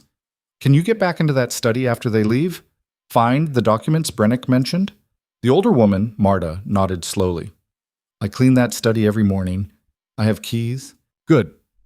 Tomorrow morning, before anyone else is awake, get in there. Find anything related to their plan. Bring it to me. Your Grace, if we're caught— You won't be, Alara said, hoping she sounded more confident than she felt. Just be careful. The women left. Karis and Alara stood in the empty corridor. This is insane, Karis said. I know. You're going to get yourself killed. Probably. And you're still doing it. What choice do I have? Alara asked. Let them forge evidence? Let them kill me quietly and call it an accident? At least this way, I fight back. Karis's eyes were wet. I hate this. I hate all of this. So do I. Alara hugged her, brief, tight. But we're close. I can feel it. Alistair's desperate. Desperate people make mistakes. We just need to be there when he does. The next morning, Marta arrived at Alara's chambers before dawn. She was shaking. Her apron was stained with ink. I found them, she whispered, pulling out a sheaf of papers from inside her coat. Documents. With your name on them. They're forgeries. I know your handwriting, Your Grace. This isn't it. But they look real. Alara spread the papers on her desk. Bills of sale, transfer records, all showing her selling duchy property, pocketing funds, mismanaging accounts. It was good work. If she hadn't known they were fake, she might have believed them herself. Where were they? Brennick's desk, hidden in a locked drawer. Marta held up a key. I borrowed this from the housekeeper.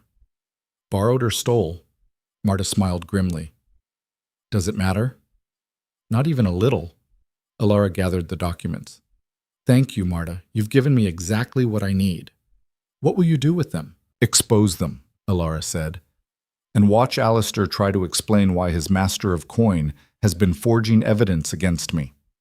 The council reconvened 2 days later. Emergency session called by Duke Varen. The auditors had arrived.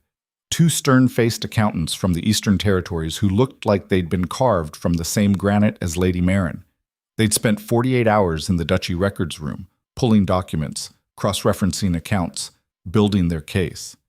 Now they sat at the council table, surrounded by ledgers and paper trails that told a story Alistair couldn't rewrite. The Southern Port funds, the lead auditor said, her voice dry as old parchment, were diverted into a private account registered under a false name. From there, they were transferred through 3 intermediary accounts before disappearing into what appears to be personal holdings. Whose holdings? Varen asked. The auditor looked at Alistair. The Duke's. The room erupted. Alistair stood. That's a lie. It's documented, the auditor said, unflappable. We have the transfer records, the account numbers, the signatures. Those could be forged. They match your personal seal, the second auditor said. Unless you're suggesting someone has access to your private seal and has been using it to steal duchy funds?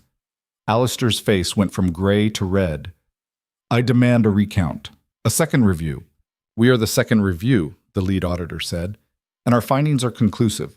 70,000 gold marks were diverted from duchy coffers into personal accounts. This constitutes embezzlement under duchy law. Varen looked around the table. Motion to censure the Duke pending full investigation. Seconded, Lady Thorne said immediately. All in favor? Hands went up. More this time. 10 council members out of 12. Only Brennick and Corwin abstained. Alistair looked around the table like he'd never seen these people before, like they were strangers who'd invaded his council chamber. You can't do this, he said. We just did, Varen said. Duke Alistair Rowan, you are hereby censured by council vote.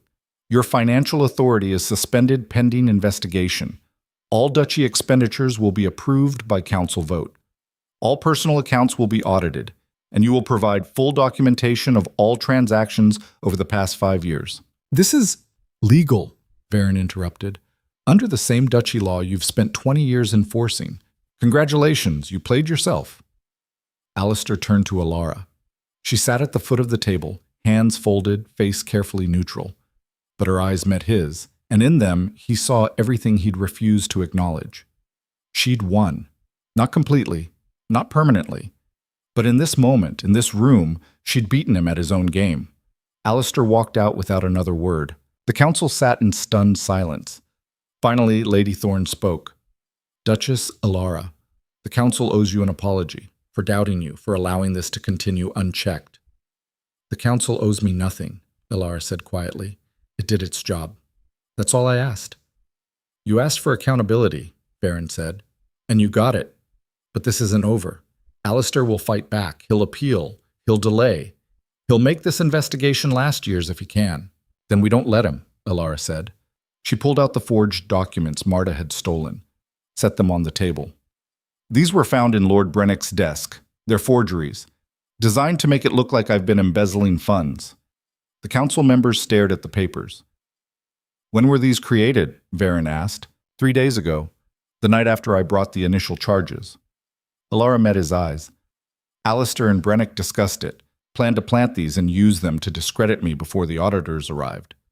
You have proof of this discussion? I have witnesses who overheard it, servants willing to testify. Varen leaned back. Forgery, conspiracy, attempted fraud. He looked at the other council members. Motion to expand the investigation to include Lord Brennick and any co-conspirators. Seconded. All in favor? 12 hands, every single one. Varen nodded. It's unanimous. Brennick is suspended. The investigation continues. Alara felt something loosen in her chest. Not relief. Not yet. But something close to hope. She'd done it. Exposed the corruption. Turned the council. Proven that law mattered more than power. Now she just had to survive long enough to see it through. The investigation took 3 weeks. 21 days of auditors crawling through every document the duchy had produced in the last decade.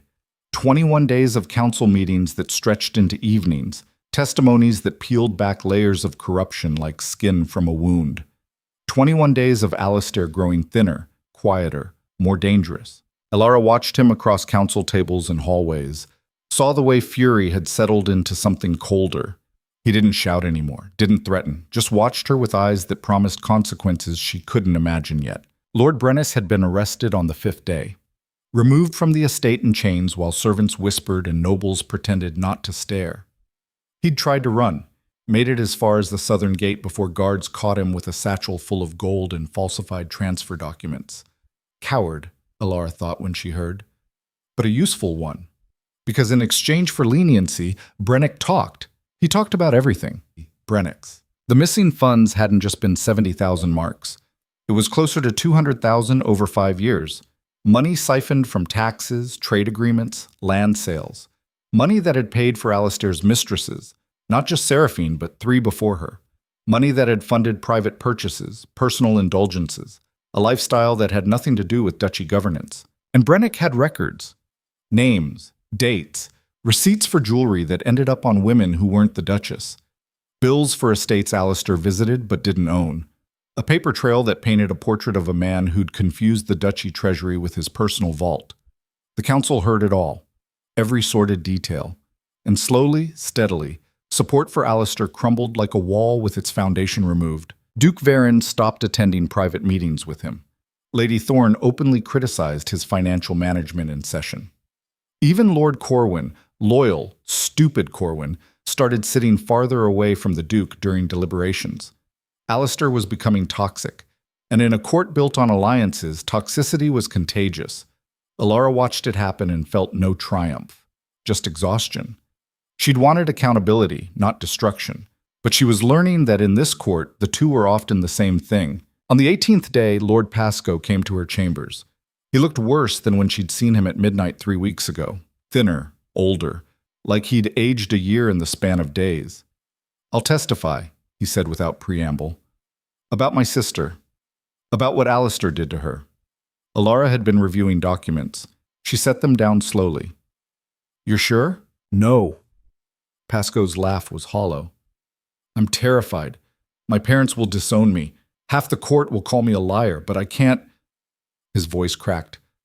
I can't let him get away with it. Not when I have the chance to stop him. It won't be easy, Alara warned. Alistair will fight back. He'll try to discredit you, destroy your reputation. He already destroyed my family, Pascoe said quietly. What's a reputation compared to that? Alara stood, crossed to him. Thank you. Don't thank me yet. I might fall apart on the stand. Then I'll be there to catch you, Alara said. We all will. Pascoe nodded, not trusting himself to speak, and left. Karis, who'd been listening from the doorway, stepped inside. That's brave. That's desperation, Alara said. Same thing that brought me here. You think the council will believe him? I think they'll have to, Alara said, especially when combined with everything else. Alistair's not just corrupt, he's predatory, and that's the piece that'll turn even his last supporters. Karis was quiet. Then, what happens to you when this is over? Alara looked at her friend. What do you mean? You've spent 3 weeks tearing down your husband, exposing him, destroying his authority. What happens to your marriage when the dust settles? Alara turned back to the window. Outside, snow was finally melting, spring trying to break through winter's grip. I don't know, she said honestly. Maybe there won't be a marriage left to salvage. Would that bother you? No, Alara said. I think it would be a relief. The final council session was scheduled for the 21st day. The entire duchy seemed to know about it.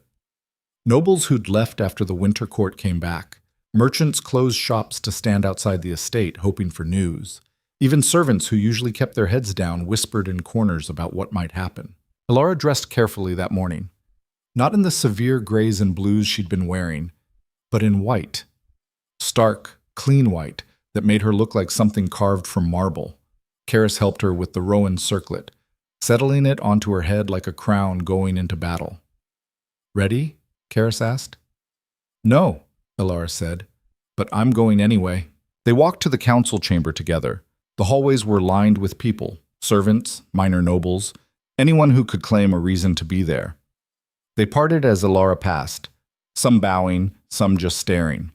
The chamber was packed, every council member present, the auditors at a side table surrounded by their evidence, and in the gallery, because someone had decided this needed witnesses, dozens of nobles who'd normally rather die than sit through governance meetings. Alistair was already there, seated at the head of the table like always, but the seat looked too big for him now. Or maybe he'd just gotten smaller. He didn't look at her when she entered, kept his eyes fixed on the documents in front of him. Duke Varen called the session to order. We're here to conclude the investigation into financial misconduct within the Duchy of Ashmont. The auditors will present their final findings. Duke Rowan will have opportunity to respond. Then the council will vote on appropriate action. The lead auditor stood. She was a woman in her 60s with steel gray hair and a voice that could cut glass. Our investigation has confirmed substantial financial irregularities, she began. Over a period of 5 years, approximately 215,000 gold marks were diverted from duchy accounts into private holdings controlled by Duke Alistair Rowan. These funds were used for personal expenses unrelated to duchy governance. She laid out the evidence. Transaction by transaction, mistress by mistress. Every piece of jewelry, every private estate, every payment made to keep scandals quiet. The gallery was silent, rapt. When she finished, Varen turned to Alistair. Your response? Alistair stood slowly. He looked around the room at the faces watching him. Some pitying, some satisfied, all judging. I made mistakes, he said finally. His voice was rough, unused. I confused personal desires with duchy privilege. I spent money that wasn't mine to spend. He stopped, started again. I failed in my duty as Duke, and I failed my wife. Ilara's hands tightened in her lap. But I did not act alone, Alistair continued. Lord Brennus advised me, assured me the transactions were legal, that I had authority. You did have authority, Varen interrupted. That's what makes this worse. You had power, and you abused it. I made mistakes. You committed crimes, Varen said flatly. Embezzlement, fraud, conspiracy to forge evidence. These aren't mistakes. They're choices. And choices have consequences. Alistair's jaw worked. What are you proposing? Removal, Lady Thorne said. Immediate suspension of all ducal privileges pending permanent removal from office. The gallery erupted, voices overlapping, nobles shouting, guards moving forward to restore order. Alistair went very still. You can't remove a duke. We can if he's violated the law, Varen said. It's rare, but it's legal. The council has authority to remove a duke for gross misconduct. This qualifies. The king would have to approve. The king will approve, Varen said, especially when presented with evidence that you've been stealing from your own people for half a decade. Alistair looked at Alara, finally looked at her. She met his gaze and didn't flinch. This is your doing, he said quietly. No, Alara said. This is yours. I just made sure people saw it. You destroyed me. You destroyed yourself, Alara said. I just refused to go down with you. Alistair's hands curled into fists on the table. For a moment she thought he might lunge at her, might cross the room and try to finish what he'd threatened in private. But he didn't. Just stood there, shaking with rage he couldn't express. Varen cleared his throat. Before we vote, there's one more testimony. Lord Pascoe has requested to speak. Pascoe stood from his seat in the gallery. He was pale but steady. Your Grace, he said, addressing the council, I have testimony regarding Duke Rowan's treatment of women under his authority. Proceed, Varen said. Pascoe told the story. His sister, the pregnancy, the abandonment, her death. He told it simply. No embellishment, just facts laid bare like bones. When he finished, the chamber was silent. Then Lady Maren stood. She'd been quiet through the entire investigation, content to watch. But now she stepped forward, leaning on her cane. I knew the girl, Maren said, Pascoe's sister. Lovely thing, smart, had her whole life ahead of her. She turned to Alistair. You killed her. Maybe not with your hands, but you killed her as surely as if you'd driven a knife into her chest. I didn't, Alistair started. You threw her away, Maren said. Because she was inconvenient. Because acknowledging her meant acknowledging your own depravity. So you paid her to disappear and pretended she never existed. That's not… How many others? Maren demanded. How many women did you use and discard? How many lives did you ruin because you couldn't keep your appetites in check? Alistair's face had gone from red to white. I don't have to answer. You do if you want any mercy from this council, Maren said. She turned to Varen. I move for immediate removal. No delays, no appeals. This man has proven himself unfit for authority. Seconded, Lady Thorne said. All in favor? 12 hands went up. Every single council member. Unanimous. Varen stood. Duke Alistair Rowan, by unanimous vote of the Duchy Council, you are hereby removed from office. Your titles are stripped. Your authority is revoked. All lands and holdings revert to Duchy control pending redistribution. Alistair swayed like he'd been struck. You can't… This isn't… Guards, Varen said. 2 men stepped forward, large, armed, professional. Escort the former Duke to his chambers. He's to remain there until transport to the capital can be arranged. Alistair looked around wildly. This is illegal. The king won't… The king will uphold Duchy law, Varen said. Now go, before you embarrass yourself further. The guards took Alistair's arms, not roughly, but firmly, like they were handling something fragile that might break. He pulled against them once, then stopped, seeming to realize how futile it was. As they led him past Alara, he stopped. I loved you once, he said quietly. Did you know that? Alara looked at him, really looked, tried to find the man she'd married 8 years ago, the one who'd promised partnership, respect, a life built together. She couldn't find him. Maybe he'd never existed. No, she said. I don't think you did. Alistair flinched like she'd hit him. Then he was gone, led away by guards while the gallery watched in stunned silence. Varen turned to Alara. Duchess Rowan, or perhaps that's no longer accurate. Alara stood. Her legs were shaking, but she locked her knees. What happens now? The duchy needs leadership, Varen said. Until the king appoints a new duke or determines succession, someone needs to manage operations. The council nominates you. Alara's breath caught. Me? You know the law better than anyone, Lady Thorne said. You've proven yourself capable of standing against corruption, and frankly, you've earned it. But I was married to… You were married to a criminal, Maren said bluntly. That doesn't reflect on you. If anything, divorcing him and taking control would send exactly the message this duchy needs. Divorce, Alara repeated. The word felt strange, final. Unless you want to stay married to a man who tried to have you killed, Varen said. Your choice. Alara thought about it for exactly 3 seconds. Divorce. Immediately.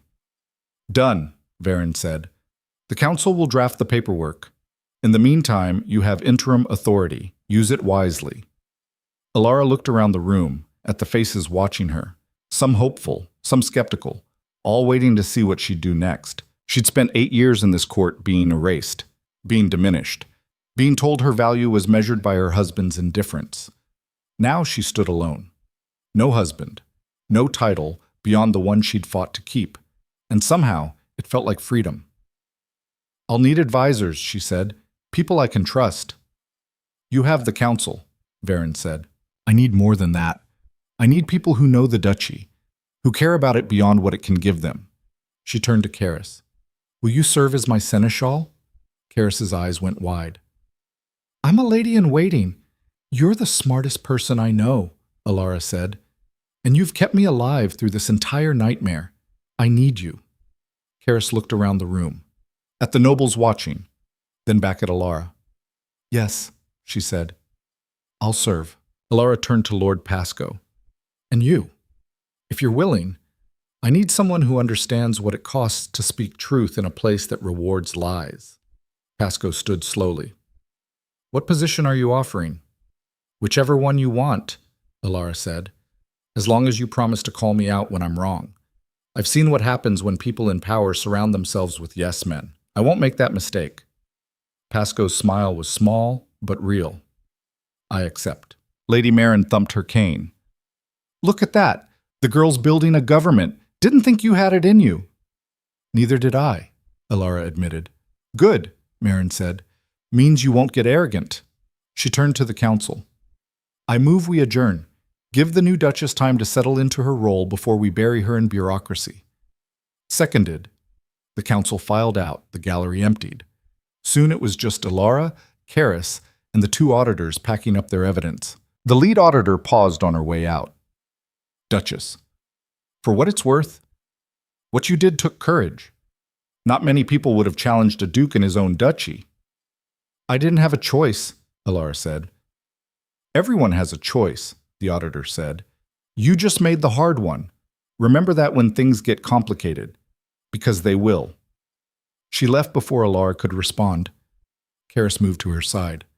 Are you all right? No, Alara said. But I will be. What do we do first? Alara looked around the empty chamber, at the table where she'd fought for her right to exist, at the seat where Alistair had sat and watched his empire crumble. We clean house, she said. Every corrupt official, every advisor who helped him, every system he perverted. We tear it down and build something better. That'll take years. Then we'd better start now. The divorce was finalized in 6 weeks. Alistair didn't contest it, didn't fight. By the time the papers reached him, now living in a small estate on the kingdom's northern border, stripped of title and fortune, he'd apparently lost interest in fighting anything. Alara signed her name on the final document and felt nothing. No relief, no satisfaction, just the quiet acknowledgement that a chapter had ended. She was 31 years old, divorced, ruling a duchy that had barely survived its own corruption. She should have felt lost. Instead, she felt like she'd finally found her footing. The reforms started slowly. New Treasury oversight, independent auditors reviewing all major expenditures, a council of commons, merchants and farmers, and people who actually worked for their living, given advisory voice in governance. Not everyone liked it. The old noble families grumbled about tradition, about the natural order being disrupted, about a woman making decisions that should belong to a duke. Alara ignored them. She'd stopped caring about court approval the moment she'd invoked the right. What she cared about was making sure no one else, no other woman, no other young noble, desperate for relevance, got crushed by the same system that had nearly destroyed her. 6 months after Alistair's removal, Seraphine Voss returned to court. Alara was in her office, the Duke's old study, though she'd had it completely redecorated, when Karis announced the visitor. You don't have to see her, Karis said. Yes, I do, Alara said. Let her in. Seraphine entered carefully, like she was walking into a room that might explode. She was thinner than Alara remembered, quieter. The arrogance gone, replaced by something that looked like shame. Your Grace, Seraphine said, and the title sounded wrong in her mouth. Thank you for seeing me. What do you want? Seraphine flinched at the bluntness. To apologize. For everything. The crown, the disrespect, She stopped, started again. I thought I was special. I thought he loved me. And by the time I realized he didn't, I'd already become the person everyone hated. Alara studied her, tried to find satisfaction in Seraphine's obvious discomfort, found only exhaustion. You were a symptom, Alara said. Not the disease. Alistair would have found someone else if it hadn't been you. That doesn't excuse— No, it doesn't, Alara agreed. But I'm not interested in excuses. I'm interested in what happens next. Why are you here? Seraphine reached into her bag, pulled out a leather folder. I kept records of everything. conversations, promises. Other women he was seeing while he was with me. I thought, maybe it could help. With the reforms. Make sure people understand he wasn't just corrupt financially. He was predatory, Alara finished. Yes. Alara took the folder, flipped through it. Names, dates, stories that made her stomach turn. This is evidence of assault, she said quietly. I know. Seraphine's voice was barely a whisper. I didn't know what to do with it, but I thought you'd know. You'd make sure it mattered. Alara closed the folder. It will. Thank you. Seraphine nodded, turned to leave, stopped at the door. I hated you, she said. For a long time I hated you, because you had everything I wanted. The title, the position, his name. You can have the name, Alara said. I gave it back. Seraphine's laugh was bitter. I don't want it anymore either. Turns out being a duchess isn't worth what it costs. No, Alara agreed, but being yourself is. Seraphine met her eyes. Something passed between them, not friendship, but understanding. Two women who'd both been used by the same man and had somehow survived. Good luck, Seraphine said. You too. She left. Alara sat with the folder for a long time, thinking about how many lives Alistair had damaged, how many women had stories like Pasco's sister, like Seraphine, like her own. She couldn't fix the past, but she could damn well make sure the future was different.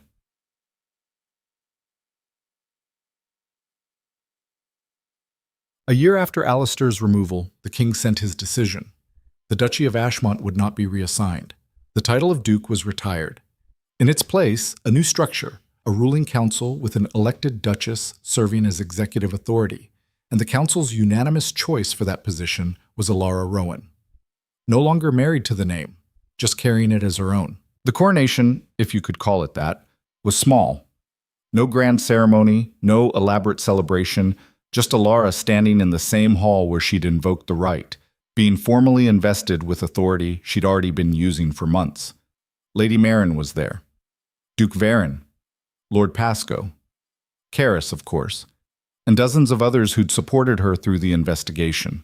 When the crown was placed on her head, not the Rowan circlet but a new one, commissioned specifically for her, Alara didn't feel triumph. She felt responsibility, weight, the knowledge that every decision she made would affect thousands of lives. But she also felt ready. The ceremony ended. Nobles filed out to the reception, eager to position themselves with the new regime. Alara stayed behind in the empty hall. Karis found her there, standing in the exact spot where Seraphine had worn that crown a year ago. Thinking about how far you've come, Karis asked. Thinking about how far there is to go, Alara said.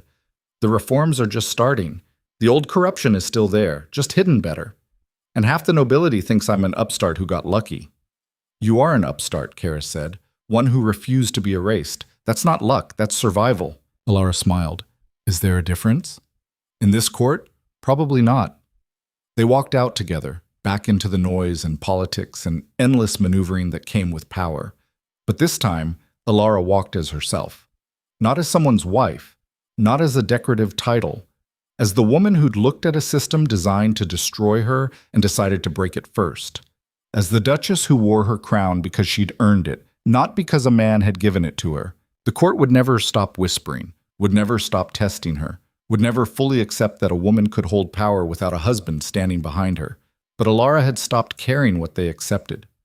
She knew who she was, what she'd survived, what she'd built, and that was enough. Outside, snow was falling again, first snow of the new winter, covering the duchy in white, making everything look clean and new. Alara stood at the window of her office now, truly hers, and watched it fall. Behind her, Karis was already pulling out documents for tomorrow's council session. Pasco was reviewing petitions from commoners requesting audience. The work never stopped. But for just this moment, Alara let herself breathe, let herself remember the woman who'd walked into the winter court a year ago, frozen at the sight of another crown. That woman had been terrified, uncertain, desperate. This woman, the one standing here now, was still terrified sometimes, still uncertain, but no longer desperate, because she'd learned the most important lesson this court had to teach. Power wasn't given. It was taken. And once you understood that, once you stopped waiting for permission to exist, everything changed. Alara touched the crown on her head, felt its weight, its promise. Then she turned back to the work. The duchy was waiting, and she had a lot to rebuild.